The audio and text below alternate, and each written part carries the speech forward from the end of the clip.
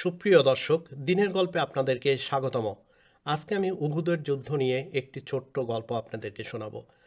উহুদের যুদ্ধ ইসলামের ইতিহাসের এমন এক অধ্যায় যা আমাদের শিখিয়ে দেয় যে সেনাপতির আদেশ অমান্য করা এবং পার্থিব লোভের পরিণাম কতটা ভয়াবহ হতে পারে। এই যুদ্ধটি ছিল ঈমান ও ধৈর্যের এক কঠিন পরীক্ষা। যুদ্ধের প্রেক্ষাপট ও প্রস্তুতি: 3 হিজরির শাওয়াল মাস।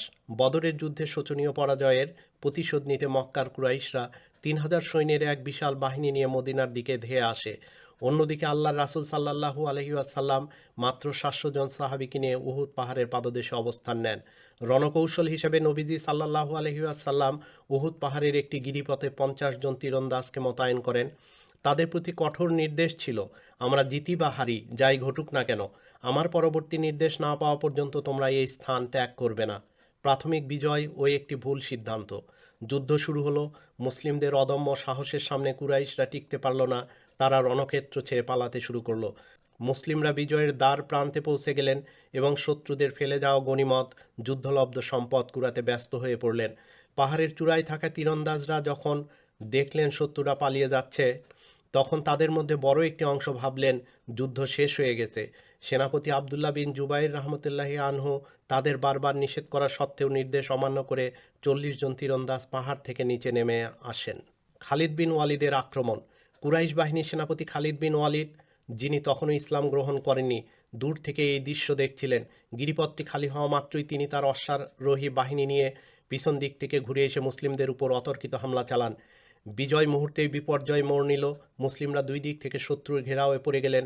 চারিদিকে বিশৃঙ্খলা ছড়িয়ে পড়ল। এমনকি গুজব রটে গেল নবী মোহাম্মদ সাল্লাল্লাহু আলাইহি ওয়াসাল্লাম শহীদ হয়েছেন। এই খবর সাহাবীদের মানসিকভাবে বিপর্যস্ত করে তুলল। নবীজি সাল্লাল্লাহু আলাইহি সাল্লামকে রক্ষা ও সাহাবীদের আত্মত্যাগ। এই সংকটময় মুহূর্তে একদল নিবেদিত প্রাণ সাহাবী নিজেদের শরীর দিয়ে রাসূল সাল্লাল্লাহু আলাইহি ওয়াসাল্লামকে ঢাল হিসেবে রক্ষা করেন। হযরত তালহা রাহমাতুল্লাহি আনহু নিজের হাত দিয়ে তলোয়ারের আঘাত ঠেকিয়ে নবীজিকে বাঁচান, যার ফলে তার হাত পঙ্গু হয়ে যায়। রাসূল সাল্লাল্লাহু আলাইহি ওয়াসাল্লামের পবিত্র দাঁত মোবারক শহীদ হয় এবং হেলমেটের কড়া তার কপালে ঢুকে যায়। এই যুদ্ধেই ইসলামের বীর সেনানী হযরত হামজা রহমতুল্লাহি আনহু অত্যন্ত নৃশংসভাবে শাহাদত বরণ করেন। শেষ পর্যন্ত মুসলিমরা পুনরায় সংগঠিত হয়ে উহুদ পাহাড়ের উপরে অবস্থান নেন এবং কুরাইশরা মক্কার দিকে ফিরে যেতে বাধ্য হয়। উহুদ থেকে আমাদের শিক্ষা: উহুদ যুদ্ধ কোনো সাধারণ পরাজয় ছিল না, বরং এটি ছিল একটি মহান শিক্ষা। এখান থেকে আমরা শিখি: 1. নেতার আদেশ পালনে এক চুল পরিমাণ বিচ্যুতিও বড় বিপর্যয় ডেকে আনতে পারে। 2. পার্থিব সম্পদের মোহ ইমানি শক্তিকে দুর্বল করে দেয়। 3. কঠিন বিপদেও ধৈর্য হারানো যাবে না। এটাই ছিল উহুদের গল্প। ধন্যবাদ সবাইকে গল্পটা শোনার জন্য।